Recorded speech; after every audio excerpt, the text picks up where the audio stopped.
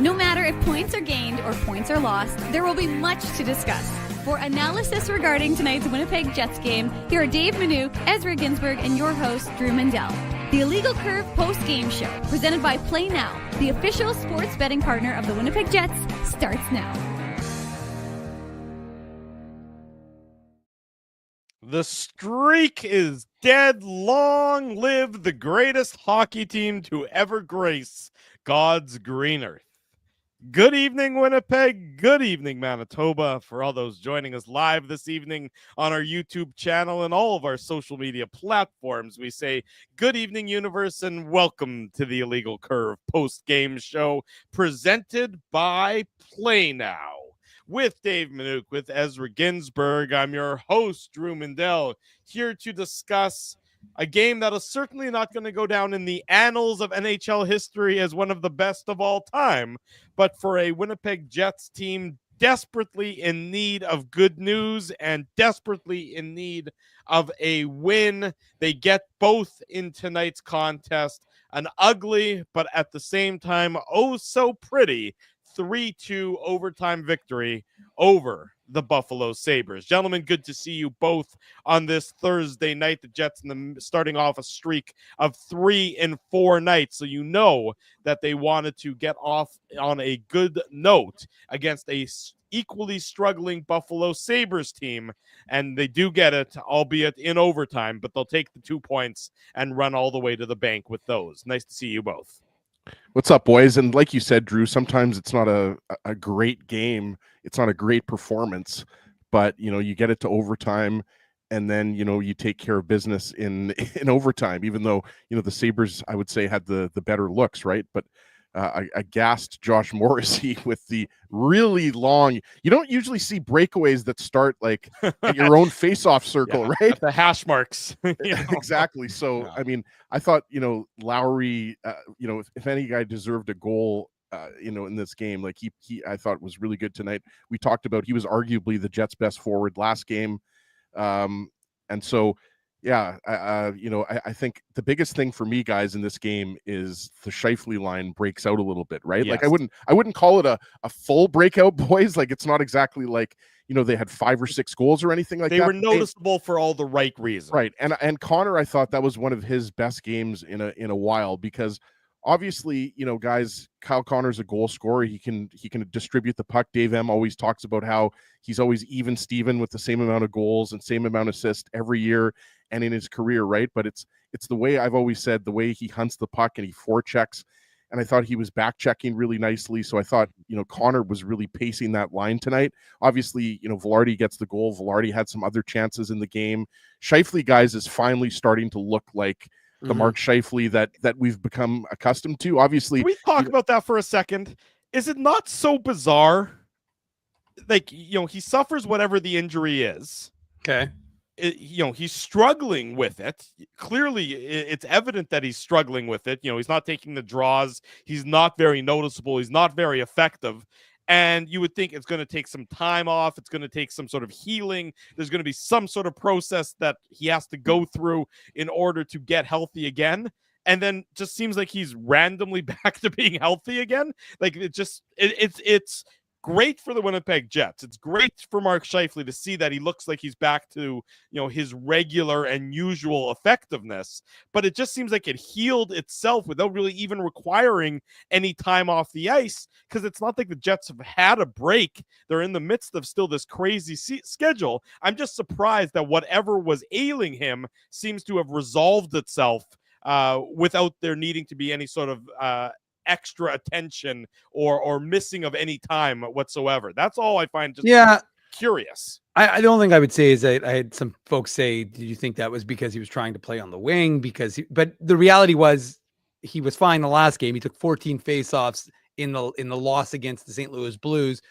And the point I would make to someone is that, remember, like, it wasn't like he was kind of on the wing, but he was still playing center. Like, he wasn't taking faceoffs, but then he was having his center responsibilities, and Vilardi was playing on the wing. So, look, I agree with you, Drew. I said this after the first period. I said this looks a lot like the old Mark Scheifele that we're used to seeing, and his shot looked more effective, and his faceoffs were better.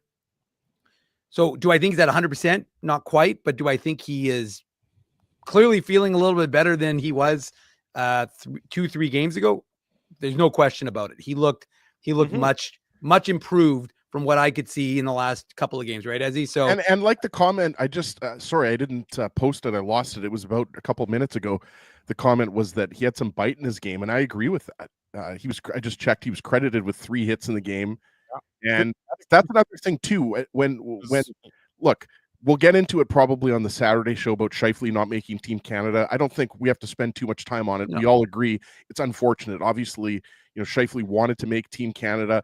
It's a tough team to make. We're not going to get into it, but I think it's great for the Winnipeg Jets. For the just for the record, I think it's great for the Winnipeg Jets. If it means extra motivation, then I agree with you 100%, Drew. And extra time off the ice to rest. Yeah, I mean that's a good point. Yeah, I think that's a factor as well. I mean, I know why all these teams go through the motions and everything else about having to support these tournaments, because it's all about hockey related revenue, so it benefits the salary cap and everything like that. But I bet that if you injected the general managers with truth serum and the head coaches with truth serum and said, do you really, would you rather your guys get 2 weeks off, in February, or would you rather that more of your guys are playing in this ultimately meaningless tournament? I bet you they would all say we'd like them to be off the ice and kicking their feet up more than anything else. Well, think about the percentage of players that actually play in this tournament is so low, right? Right. So the reality is, Drew, basically what this is it's an appetizer for the Olympics, but it's also just a 2-week break for the majority, 95% of the rest of the league, right? Yeah. So I agree with you, but I back to Scheifele's play tonight. I thought, Dave mentioned he was shooting the puck more, obviously picks up 2 assists, but it's all about being up the middle. And obviously, guys, we might not ever know what his injury was. Scheifele, I don't believe Dave has said anything. I think he's decided to not say anything publicly about it. He's been coy. We could speculate what it is, but it's obviously something that prevented him from taking faceoffs. I mean, that was obvious. Like, we've been covering the team since Scheifele was drafted, and Scheifele rarely, if ever, plays on the wing. So obviously it was a wrist. It was, something. I think you guys would agree it's probably something upper body, but it's healed up and he's starting to look like himself. So that's a good thing for the Jets first and foremost.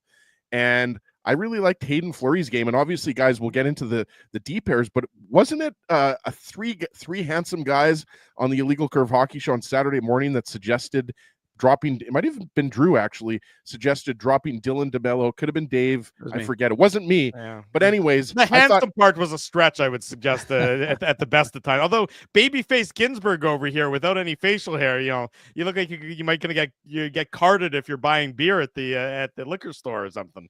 Just wait a week and a half, Drew, and I'll have a full beard back. So it's not going to last very long. But all I wanted to say was I thought Hayden Fleury looked a lot better tonight playing with Dylan DeMello, and big surprise because Dylan DeMello is such a solid defensive defenseman, such a stabilizing force on that D-core, right? And obviously Morrissey and Pionk, they had a very strong game. And we talked about, Morrissey directly, his rush up the ice directly resulted in Lowry's overtime goal. So that's great to see. So going ahead to these 2 games in the weekend, you'd have to think that there's a good chance that they're going to keep those D pairs together. Yeah, I mean, I think I'm glad you brought it up because I was going to make mention of the D pairs. The third pair we'll figure it out. I mean, we still have many questions as to why that is the third pair for the Winnipeg Jets. Although I thought Ville Heinola looked noticeable for the right reasons tonight, and we've beaten the Logan Stanley horse to death. We'll get into it in the Betway game recap because that won't look good on him. But the PlayNow game recap. We don't need to get into it any deeper before then. But I thought Hayden Fleury looked good. I liked Morrissey and Pionk. I thought gave the Jets some jump. This is what the Jets needed tonight. They needed some jump. They needed a little bit of a boost. They needed a little bit of speed. And this wasn't a perfect game by any stretch, Dave, but you just thought that they looked more like the Winnipeg Jets tonight than they had in the previous 3, 4, 5 games, especially Tuesday against St. Louis. Now, Buffalo is not a good hockey team, and they were without Rasmus Dahlin. Rasmus Dahlin. He was out with back spasms, and that makes a world of difference. I think it's just day to day, though, Drew. I don't think it's anything long term. Yeah, that's what Lindy Ruff said. It's day to day, but when you're talking back spasms, who knows? But that's a Buffalo problem, not a Winnipeg problem. And he's a difference maker when he's on the ice. So the Jets will be glad to take advantage of him not being in the lineup. But I just thought there was more speed to their game. It was more north-south. There was more control of the puck, being able to grind down low. And you should be able to do all these things against Buffalo, by the way.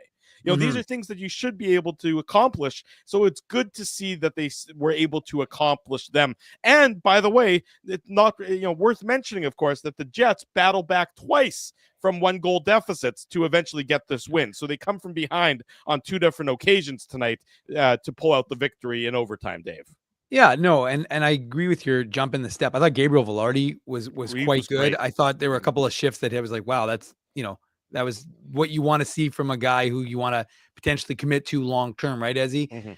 And I don't let's not 61% possession number for Gabe Vilardi. Led all Jets tonight. No, he was good. It was evident. Like I said, that to me, that was one of his best games that I've seen him play. Like I thought he was really taking control, especially during that. There's that one shift I don't, maybe in the second period where he was all over the place. But again, this is not a Picasso, and you're outshot 9-1. Although it was weird, it was 9-1 at one point, and then they went back to 8-2.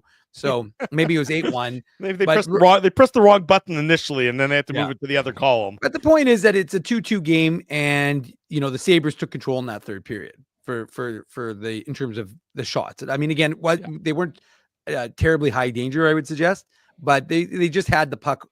And they were getting it on, they're directing on the net. Jets had the puck as well. They just weren't directing a lot of shots at Ukko, Pekka, Luukkonen, or whatever. But UPL. UPL. There's a reason why they just call him UPL. No, I know. But so again, you like the response from the Jets. I liked overall, like I said, the top line seemed to be playing better. There doesn't seem to be a ton of chemistry between Lambert and Perfetti. And I know that there was a lineup change.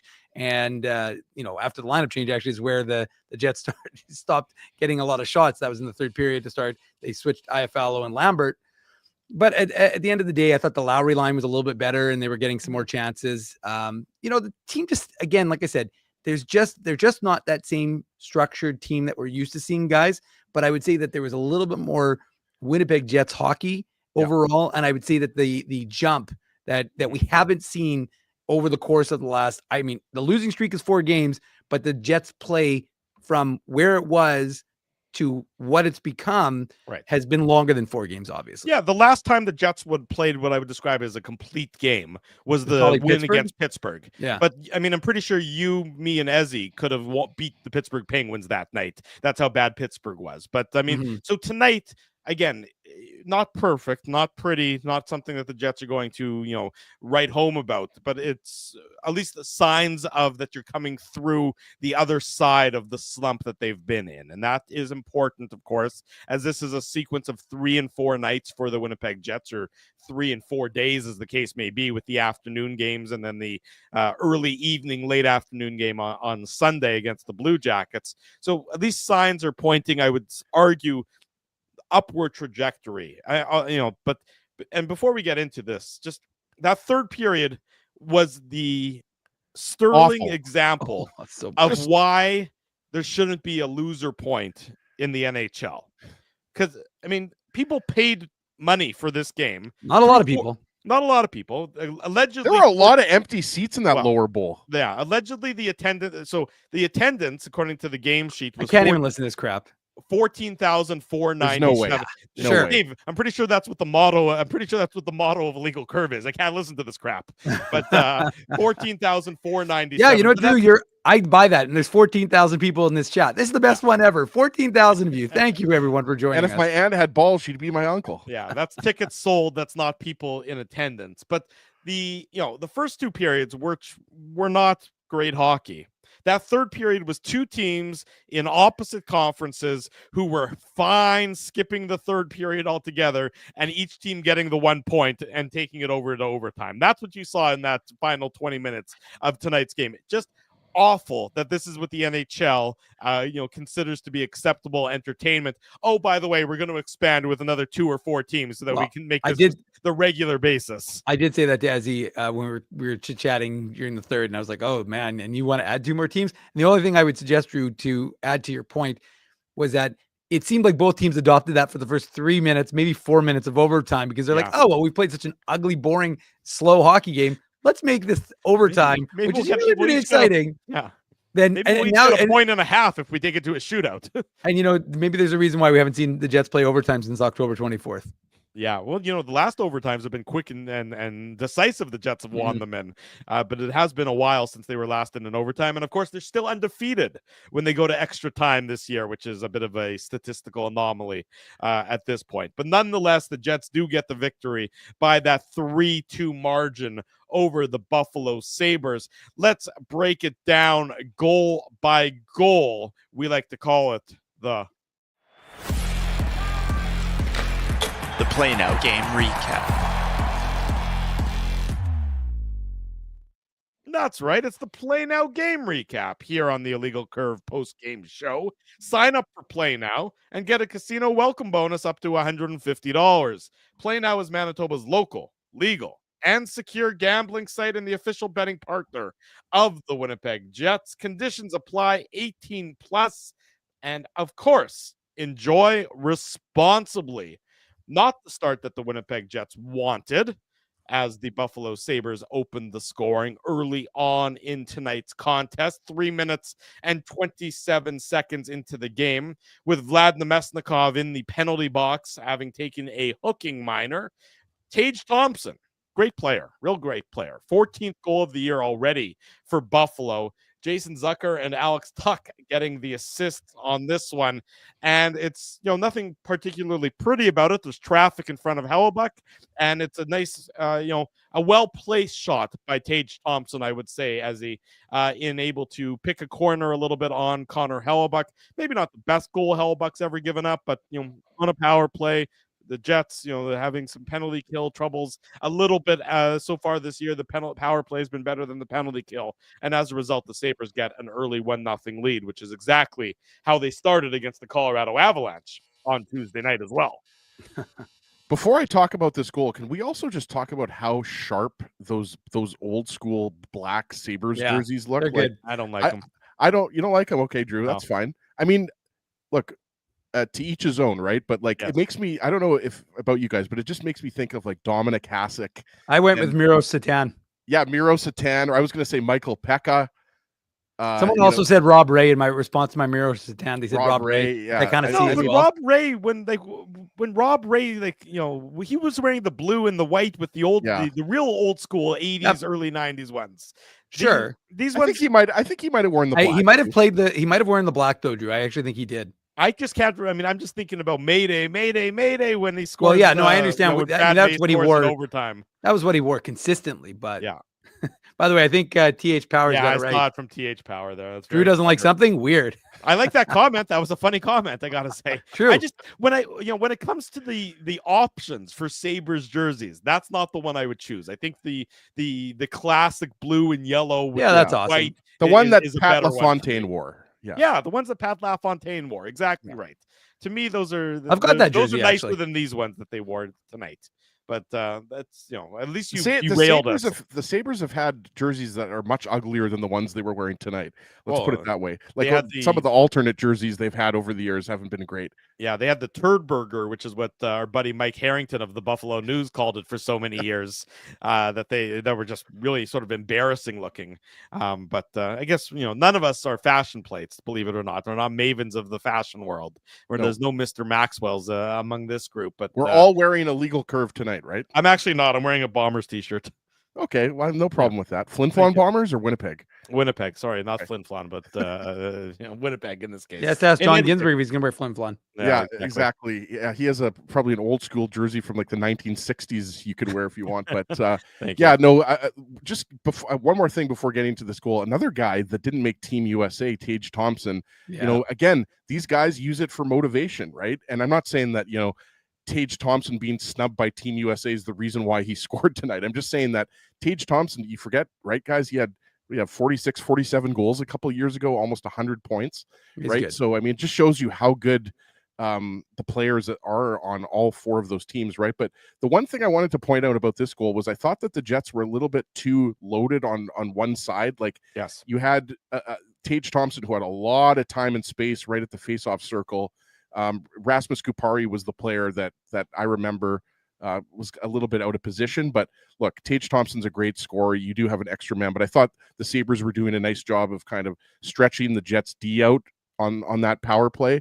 And as Drew mentioned, it's not the start that you wanted. I thought that line caused the Jets some problems tonight. The Tage Thompson, Jason Zucker, Alex Tuch line. Alex Tuch's another good player. The thing with this Buffalo Sabres team is they have such a small window or small margin of error, right? Like, and especially with Rasmus Dahlin out of the lineup, hopefully, like we said, it's a short-term thing, but you never know with back spasms. But they've still got enough, like, they're only a few points out of a playoff spot. It's just like that's why they've been out of a playoff position for so long. They're just it's like the kind of classic, right, boys, like kind of just good enough to lose, right? They don't know how to win. It takes, you have to learn how to win. You have It's to build 2011. I mean, it's true though. I mean, remember what was it last year or 2 years ago? They were the best team in the league, after 15 or 16 games, and then they collapsed for the rest of the year after that. Yeah. They just can't ever sort of get over that hump and find a way, and which is hard to believe given the number of really high draft picks that they've had. Think about it. I know. They got they got Dahlin and they got Owen Power on the back end. Dylan Cousins too is a high draft pick, right? Cousins, like 7th overall or whatever. Yeah, they got lots of there's no shortage of talent. Allegedly, but it hasn't translated into victories. Looking back at the replay here, and just it's sort of beating a dead horse at this point in time. But Logan Stanley gets beat by Alex Tuch behind the net, and that's what sort of allows Tuch to get the puck over to Zucker, and then it's just in the back of the net beforehand. And I just honestly, at this point in time, you're seeing a player in Logan Stanley who's got no confidence in his game, so it's almost doing him a disservice to keep putting him out there. Because nothing good is ever happening for him right now. And his mistakes are ending up behind Connor Hellebuck, which means they're only getting magnified each and every time that he's out there on the ice. So a guy who's desperately in need of something good to happen, and it's only bad after bad after bad after bad. And, of course, he's got that spotlight on him. And I know he would say, well, I don't read the media. I don't listen to the media. I don't read the clips. They know. They know indeed. So it's just the struggles continue for Logan. When I walk in the room, I just hand him I go, here's the clippings, Logan, here this you is go. This is what Mindell said last time. No, but it's not. We've said this before, and again, we can get onto the Jets tying goal here in a second. But I'm sure it'll come up on Saturday morning show, right? But I think that when you're talking about the defense and Logan Stanley specifically, I think what it ultimately comes down to is the Jets have a better option there with Colin Miller on the right side. So that's why it's kind of like Colin Miller. I think our buddy Garrett Hole was putting out like the stats, like his expected goals when he's on the ice are like the second best among defensemen. Colin Miller, that is. And Colin Miller's been fine. That's what's kind of perplexing, right? You signed Miller in the offseason to be your third pairing guy, and now you're playing Logan Stanley, and Logan Stanley's not playing better. And you're playing Ville Heinola on his off wing. Exactly. So that's, again, we don't have to beat a dead horse here, but I mean, it's just, that's why I think a lot of people are puzzled why Stanley continues to be in the lineup, because Miller's a better option. Well, the only thing I would say, and I think I made the point on Saturday, and I think what the coaching staff is trying to do is ascertain what they have. And you can love them or hate them. You can want to disagree, but it's ultimately their asses on the line, not ours, not anyone in the chats. So they have to make the decisions that they think are going to be best for their hockey team. But ultimately, my speculation, my conjecture would be that the team is trying to see what they've got in Ville Heinola, see what they've got in Logan Stanley. You know what you have in Colin Miller. He's consistent. He's a very good third pairing option. I just think, again, my own personal impression is that these guys are taking a chance to see what they've got. Give these guys, like, they both had injuries. Obviously, Ville had the long injury. Then Logan Stanley's had two separate tours on the injured list. I think they want to give them a long runway, give them a bunch of games together. And again, you might not like it, you might not agree with it, but ultimately those are the guys who are making the decisions. But my reasoning, or my thought behind the reasoning, would be that they want to give them some rope, give them 10 games together, and then they'll see what they've got. And again, if they don't like it, then Scott O'Neill can go to the GM and say, listen, this is what we need to do in the lead up to the trade deadline. Let me ask you that. Okay. I mean, that's your opinion and you're absolutely entitled to it. Let me ask you this question. Of the two, given everything you know about this organization and given everything that you've seen and how they've deployed people, of the two, which one gets yanked out of the lineup first? Because I fear that the answer might be the answer might be Ville Heinola, and Logan Stanley gets a longer leash than Ville Heinola. That's my concern, is that they seem to be willing to put up with Logan Stanley mistakes more than Ville Heinola mistakes. But the only thing I would say quickly, and then I know we want to get to the goals, but like, again, we don't know if they were like I had suggested, Ville Heinola only getting 2 games of conditioning with the Moose, I don't think was enough. I thought he should have played 4 for Manitoba and then come up to the Jets and gotten a chance. Sure. I'm just wondering if they were slow playing him a little bit to not rush him and not pull him because he was played poorly in that game, but Load simply because you're saying. Yeah, I think they were doing a little bit of load management with Ville Heinola, and then now, like I said, maybe he's feeling better. Now he's a little bit more up to speed as they've had some practices. They've got some games under his belt. Now they're going to go and run the 2 of them. So I don't think it's going to be Ville Heinola is got the short leash and Logan Stanley has the long leash. And that's not a height comment. I just think that honestly, I think the team is trying to evaluate. Again, this is just my own observation, but I just think the team is trying to, again, figure out what they've got in these 2 players. Fair enough. I know what you're saying, Dave. You're justifying, but my argument would be that applies more to Ville Heinola than Logan Stanley. I agree. Logan Stanley's 26 years old. He's played well over 100 NHL games. I think around like 150 NHL games, right? So I think, like, don't we know what we have in Logan Stanley? As far as Stanley and Heinola together, yeah, we haven't seen them for an extended period of time. We've only seen a few games. But I know you're providing a case for why the Jets coaching staff is playing both of these players. I think it just doesn't apply as much to Stanley in my opinion. But we'll see what happens here, because obviously we'll get into the second goal, and that's the goal that was much more problematic for Stanley. Yes, it was. The Jets do tie it up, though, and to the Jets' credit, they give up the early goal, but they tie it up 47 seconds later. Gabe Vilardi, his 10th of the year, he was a man against boys out there for a lot of tonight's game. One of the best performances from Gabe Vilardi, really single-handedly taking over a lot of the shifts and a lot of the flow of this game. Assist to Hayden Fleury and Mark Scheifele. It's a clean zone entry by the Jets, and then it's a good cycle. And it looked like briefly that, they were like in prime shooting position, one after another, and none of them shot. And you thought, oh my gosh, did they miss out on the opportunity? It looked like the puck was about to get out of the zone, but they keep it in. And then Hayden Fleury with a good shot and Gabe Vilardi with a better tip to tie the game up at 1. So a little too cute in part of this, but they get away with it by having the educated stick of Gabe Vilardi, a goal that withstood the challenge after the goal was scored. A terrible challenge. I don't know who from the Sabres coaching staff thought that was potentially goaltender interference. Obviously, they don't have a Matt Prefontaine on their staff. No kidding. And Matt Prefontaine showing his worth later Has on. Matt Prefontaine ever gotten a call wrong? Like, I think maybe once. Yeah, I'm sure he has, but he's pretty good at what he does. This one didn't make any sense. Yes, there's contact, but Vilardi is not in the crease. Exactly. I mean, you can see that, UPL, is outside of the crease and is reaching outside of the crease. So it's almost like they're beginning to make it pretty clear with the goaltender interference rules that if you are in the crease, you might get called for goaltender interference. But if you're outside the crease, you're going to be basically you're going to be in a safe spot. It seems like they've maybe, I say this today knowing that tomorrow there's going to be a call that's going to turn this entirely on its head, but it seems like there's a little bit more structure into what is or isn't goaltender interference tonight. And certainly on this one, I don't think anybody was surprised that this goal stood, because Gabe Vilardi did exactly what you're supposed to do, which is go net front, be outside of the blue paint, and get your stick on the puck. And in this case, it worked to the Winnipeg Jets' advantage. Yeah, maybe that goal would have been disallowed if this was 1999. And funny enough, it was Brett Hull who scored against the Buffalo Sabres in the famous 19. No, I'm obviously joking, but yeah, that was pretty clearly, guys, not goalie interference. I don't think anybody was thinking goalie interference. At least I certainly wasn't watching that game. After, I just thought it was a nice tip, and like you said, Vilardi goes hard to the net. What I love here is obviously. I think you mentioned it, Drew. Vilardi's the one who starts everything, and then it's a cycle, but it's a high cycle, right? Yeah. You have Scheifele and Vilardi and Connor and Morrissey and Pionk all doing their thing.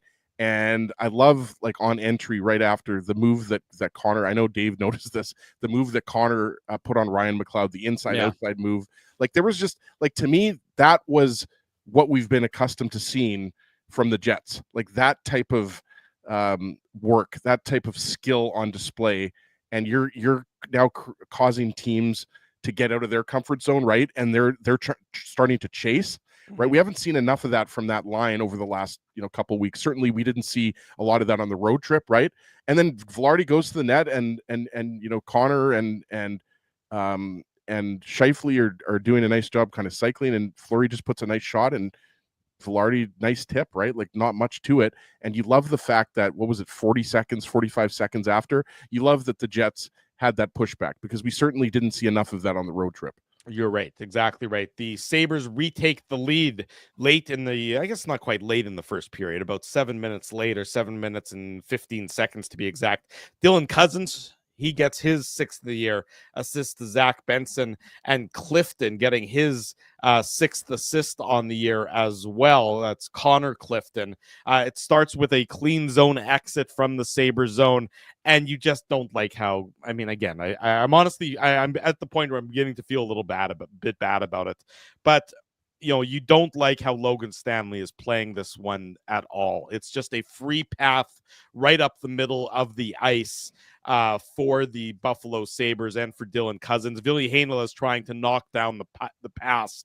It gets through him, but Logan Stanley is big. I don't know if you folks have known that, but apparently he's quite tall. But it's just a soft stick attempt at defense here. This requires body position. It requires you getting to the inside leverage. Yeah. It requires you putting your body against Dylan Cousins to prevent him from getting right in front of Connor Hellebuyck. And instead, he does nothing of the sort. It doesn't look good on the replay. It's not going to look good on the video.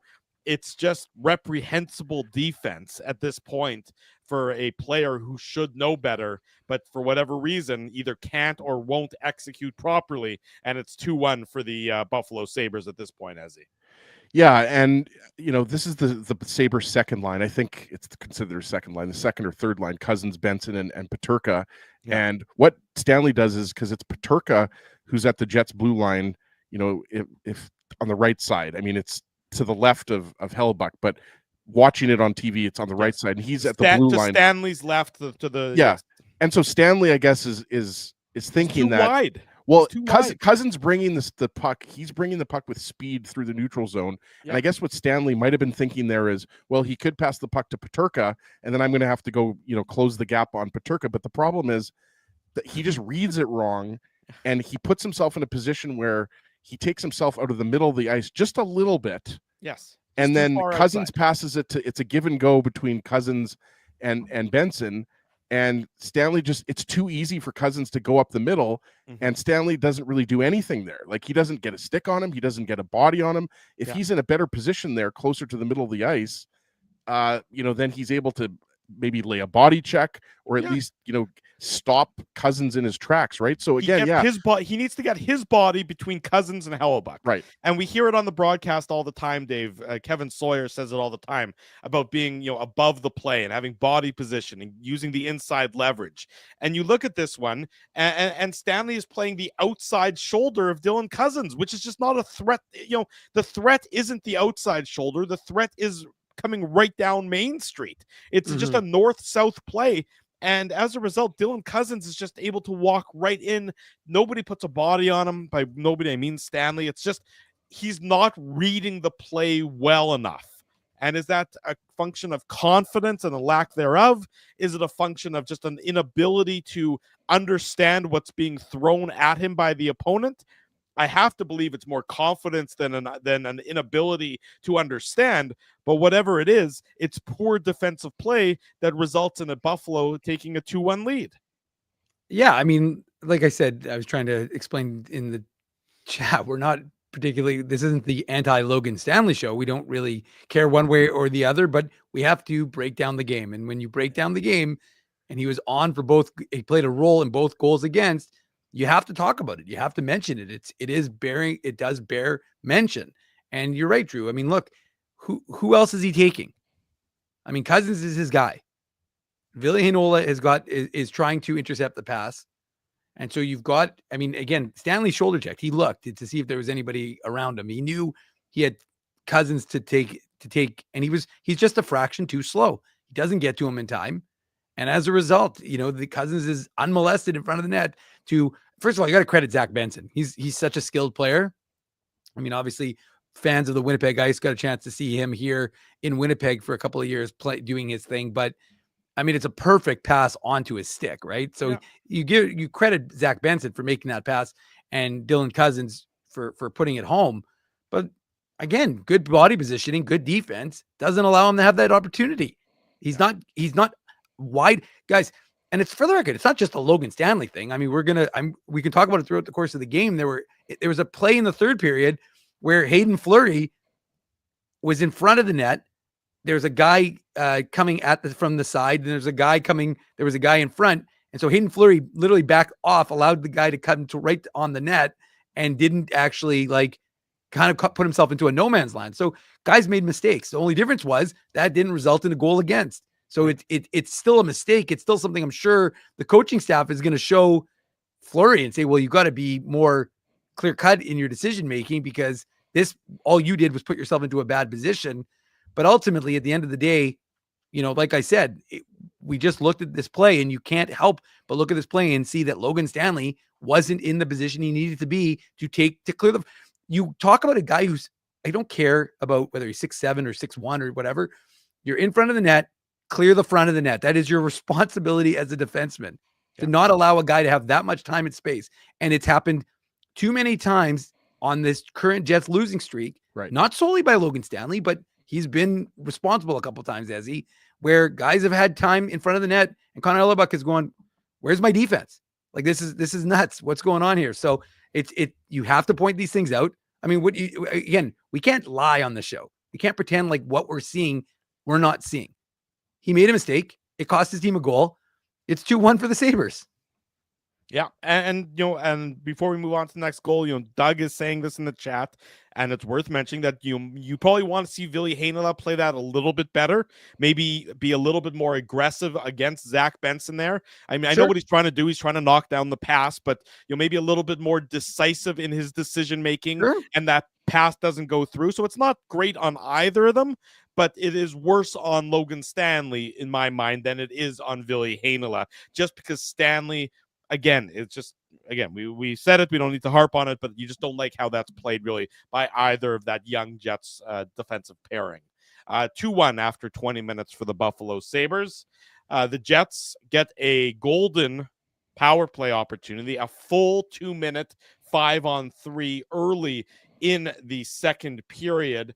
You have Tage Thompson going to the box, as well as, who else went to the box there? Jacob Bryson also went to the box on the same penalty, or Jacob Bryson takes the interference penalty. That's the original call. And then Tage Thompson takes a tripping penalty in the course of the 6-on-5. You don't see that very often, do you? No, you don't. But I think that's the second full 2-minute 5-on-3 the Jets have had this year. If I don't remember the game, but there was another instance earlier this year where the Jets, a penalty was called against the opponent, and the opponent, so in the ensuing delayed penalty, one of the players on whatever that team was stayed in the play and played after having their helmet knocked off.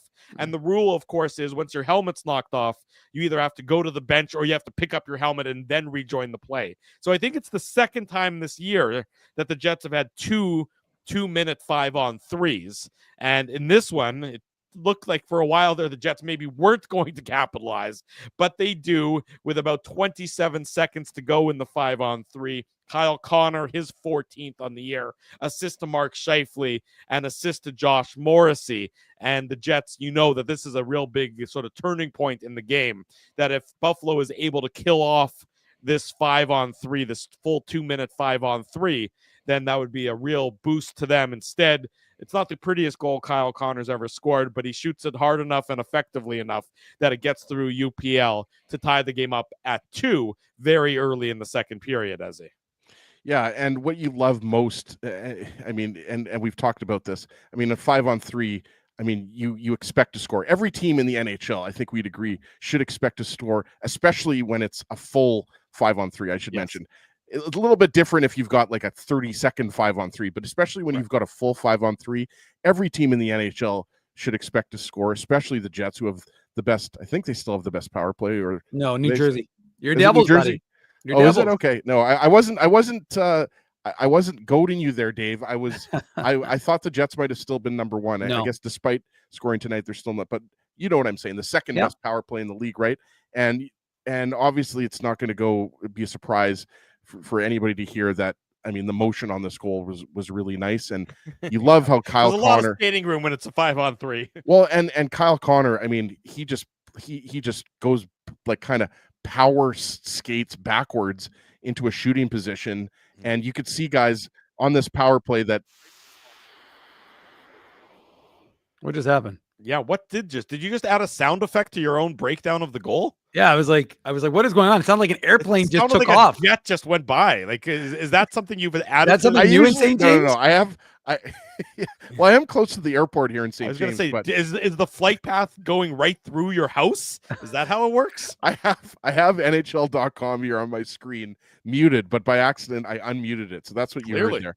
So that was the sound of the Jets power play taken off. Star wipe, star wipe, star wipe, star wipe. Yeah, but yeah, I mean, obviously, guys, what was it? 3 power plays the Jets were unsuccessful prior to that, but I thought the power play looked good, right? And I actually really liked. I forget if it was the second Jets power play or if it was the third power play. I'd have to go back and look, but when the second, you guys remember when the second unit started? The second unit started first on the power play, and I thought it looked really good. I really liked Niederreiter out there. I really liked. I think Lambert was actually out there on the second power play unit, if I'm not mistaken. He was.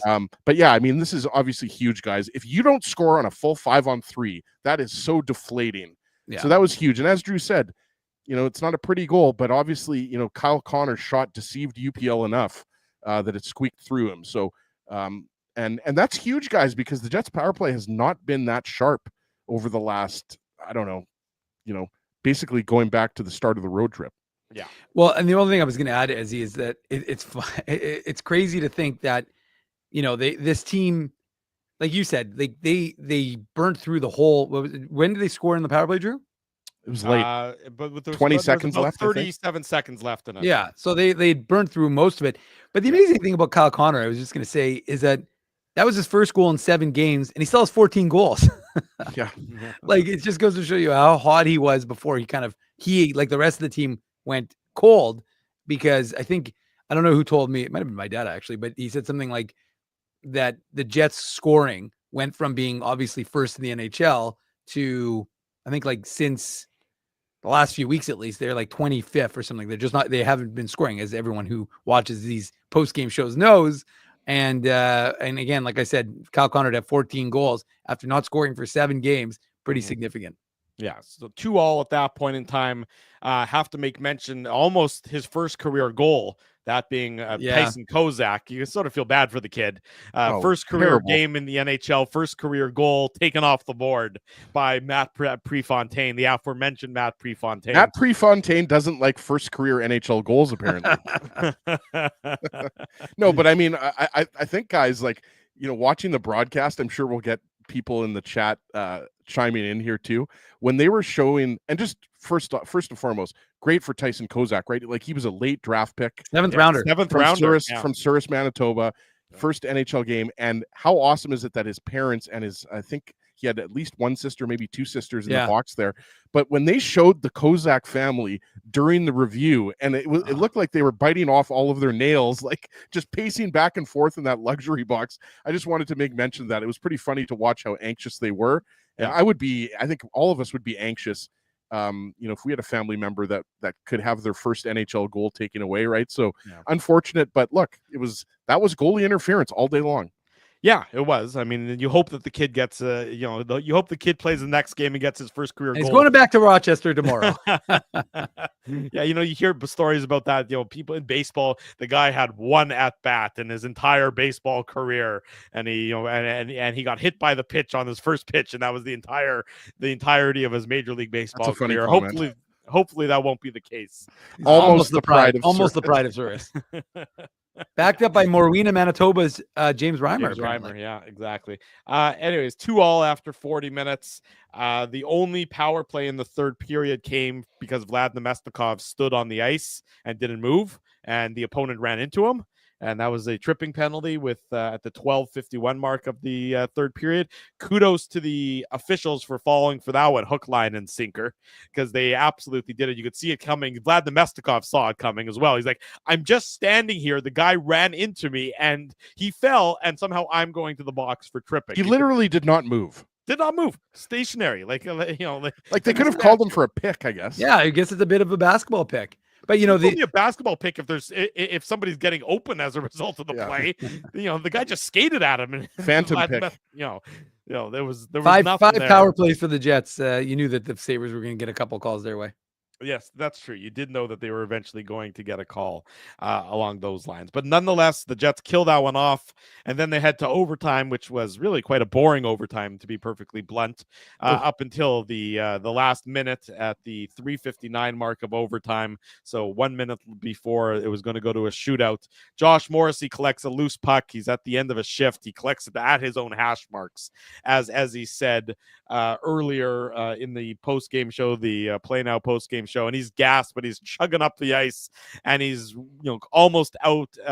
He's almost caught by Bowen Byram, but he drops it off to Adam Lowry, and Lowry gets a shot off, and then there's a rebound and a little bit of a loose puck, and Lowry is able to deposit the rebound behind UPL. I thought Connor Hellebuck might have got an assist on this one, as it's his save on the I think it was off of Alex Tuck. He makes the original save off Alex Tuck that leads to the odd man break for the Jets, but no dice for Connor Hellebuck, but dice for the Winnipeg Jets as they get the victory off the Adam Lowry OT winner to improve to whatever their record is now. I guess 19-8-0. 19-8. Is that right? Yeah, 19-8-0. Yeah, 19-8-0 with a 3-2 victory, a much-needed 3-2 victory to stop the 4-game losing streak in its tracks before they head to Chicago and meet the Blackhawks and their new head coach on Saturday afternoon. I want to say they haven't announced an interim head coach, have they? Well, it's the Rockridge head coach. Oh, they have? Okay. Yeah, it's Rockridge head coach. But no, I just want to say on this one play, it's a pretty impressive play by Josh Morrissy. I mean, he is. Where does he find those legs, Dave? Well, he just finished below his waist. Yeah, he just finished. That's where I set you up for that one. That's fair. He just finished defending the 2-on-1 chance for Tuck. Yeah, and then he's like, you know what I'm going to do? I'm going to go try winning this game. And you just see him burning it, and it's like, maybe it's that Team Canada boost or bump that he got. But he turned on the afterburners, and you just like it. You like the fact that, he sees Adam Lowry. He knows that he's going to get caught, gets it over to Lowry, who's got some opening, and then credit Adam Lowry. I mean, again, sticks with the puck, focuses on getting his own rebound. In this case. Yeah, uses his size and gets the rebound and puts that puck home. And look, is it the greatest win of all time? Of course not, but it's a necessary win. Mm-hmm. An overtime loss isn't going to cut it. A shootout loss. It snaps a stinky losing streak, Dave. And exactly, sometimes a win like this, even though it's imperfect, can hopefully lead to much better things, right? So at the end of the day, getting that extra point is huge. You feel a lot better about yourself heading into the Saturday, Sunday. You have with the win, and you can stop talking about a losing streak. And That's you head to Chicago, and you're like, okay, we sort of we found our game again. And now you're playing two weaker teams. in the Blackhawks, I mean, the Blue Jackets are actually playing, they had been playing some decent hockey, 6-3-1 in their last 10. But you're playing two teams that you expect to be better than on Saturday, Sunday. And now that you've got that win in your belt, you're probably feeling pretty good about yourself heading into those two games, but you still have to perform, of course, on the ice. And that starts Saturday afternoon in Chicago. I know Dave just mentioned this, but I'm with Dave. Like, the fact that Morrissey at the end of a shift, I'd have to check his ice time, but I imagine he was around well over 25 minutes, right? Morrissey was at 29:54. There you go. Yeah, I would assume that he was close to 30. The fact that he ends up finding that energy to just take off just shows you how crazy skilled these guys are in the NHL. Like, really. And I'm with Dave too about Lowry, who obviously gets stopped on the first one, but then he has Tuck on him, but he just keeps his eye on the prize. And he doesn't start to, like, because Tuck is kind of coasting, and Lowry just stays with the play, keeps his eye on it. And then obviously Bowen Byram slashes his stick, just watching it here on the replay, slashes his stick on the goalpost. But yeah, I mean, a couple of good Alberta boys finishing it off for the Jets, and it's just good to see, joy back in Joyland, because that I don't know about you guys, but I don't think I could talk about another loss here. Like, it was getting pretty boring and repetitive to talk about Jets losses. Well, you don't need to talk about that one. It's a win tonight for the Jets in Buffalo, 3-2. We come back on the Illegal Curve post-game show. We talk more about tonight's game. We preview a little bit about Saturday's show. Don't go anywhere. Drew Mandel, Dave Manouk, Ezra Ginsburg. It's the Illegal Curve post-game show presented by our friends at PlayNow.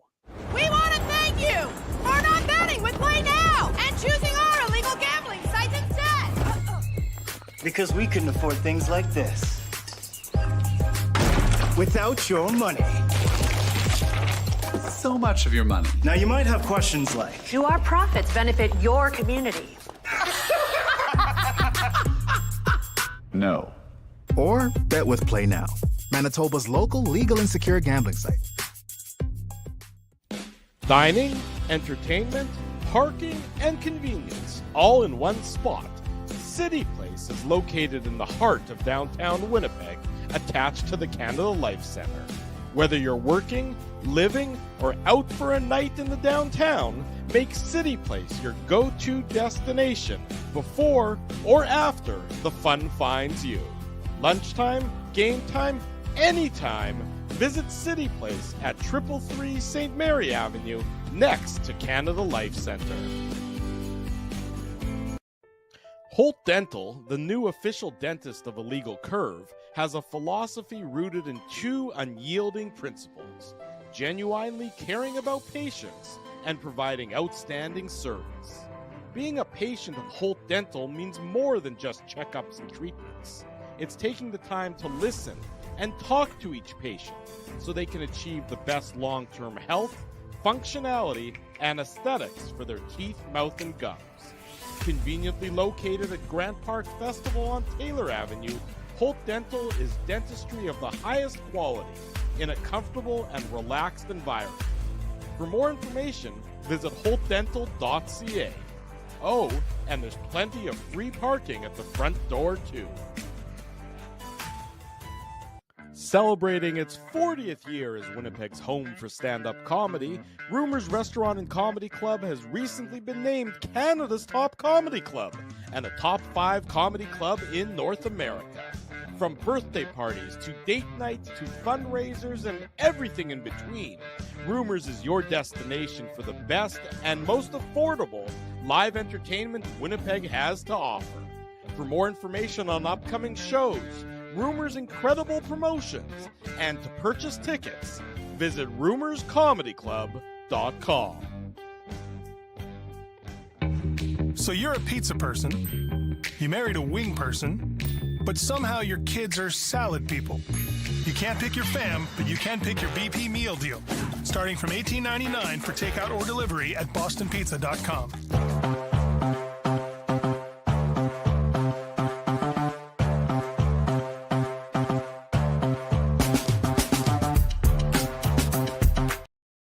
Shortly before, minutes before, seconds before 10 o'clock in the evening, this is the Illegal Curve post-game show. Drew Mandel, Dave Manouk, Ezra Ginsburg with you.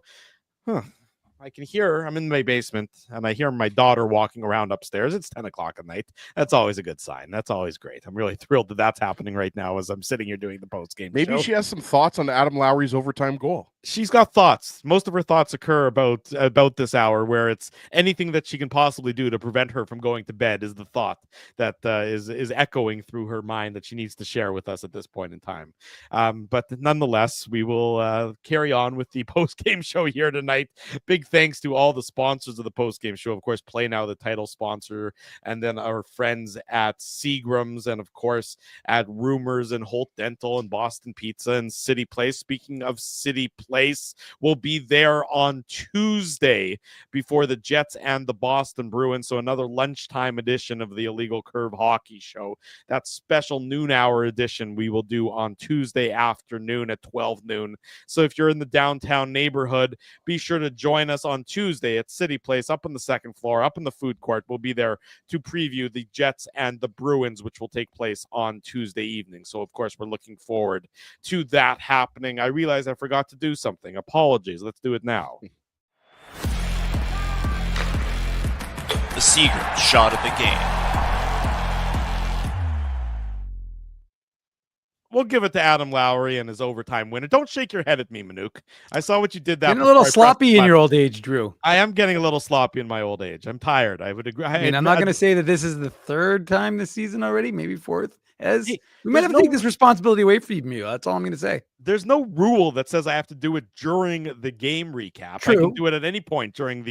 It's an unofficial broadcast. rule. Yeah, it's more of an unofficial rule. I mean, it makes a hell of a lot more sense to do it during the game recap, I will admit. It flows better, but my brain, I need a little bit more of that ginkgo biloba to keep my brain sharp and some, things of that nature to get the brain juices flowing at full capacity. I'm not as young as I once was, as Fair. I'm getting a little bit older here. Yeah. My brain doesn't work. A little long in the tooth. A little long in the tooth, a little gray in the beard, a little dull in the brain. It's all happening for me, unfortunately.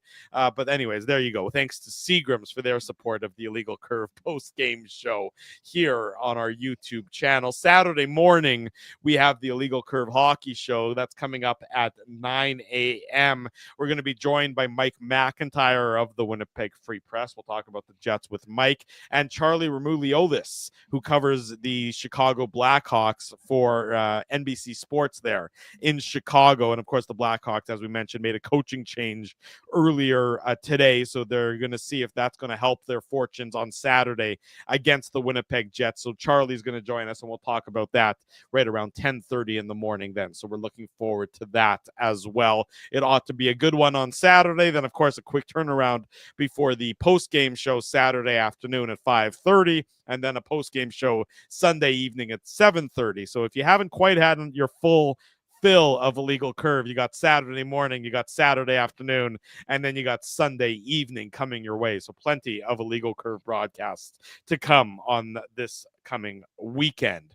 Jets win 3-2. As I mentioned, want to say a big thank you to all of you for joining us tonight on the Illegal Curve post-game show. Want to say a big thank you to all of our sponsors. I mentioned them. I'll mention them again because they're just that important to us. PlayNow, the title sponsor of the show. Rumors Restaurant and Comedy Club. Holt Dental, Dr. Jonathan Holt. I saw him today. We've got some great ideas percolating about some new ads to create. So we got to get off our keisters and do that because John is really excited about some of these ideas that have been emanating from Ginsburg's brain. So you have to rest assured, be afraid at that concept to begin with. But we will see how that plays itself out over. I'm just hoping he could freeze you during the show, and then maybe we'll get some more airtime. There you go. You don't count on that happening. Boston Pizza, City Place, and Seagram's support these fine businesses because of their support of Illegal Curve Hockey. If you haven't already done so, smash the like button. You don't need to do that. Dave's going to be mad at you if you don't do that. So go ahead and do that right now. Subscribe to the YouTube channel. Subscribe to the podcast. Tell your friends. Tell your family. The best place to be on Saturday mornings and after each and every Winnipeg Jets game is this old YouTube channel. Plenty of post-game coverage still to come on the website, illegalcurve.com. Dave M will have the game recap, and then he'll have the morning papers up before a blink of an eye, bright and early tomorrow morning. Big thanks to all of you for joining us. Jets win 3-2 in Buffalo. For Dave Manuk, For Ezra Ginsburg, I'm your host, Drew Mandel. Thanks, everyone, for watching us. We'll see you Saturday morning. This has been the Illegal Curve post-game show.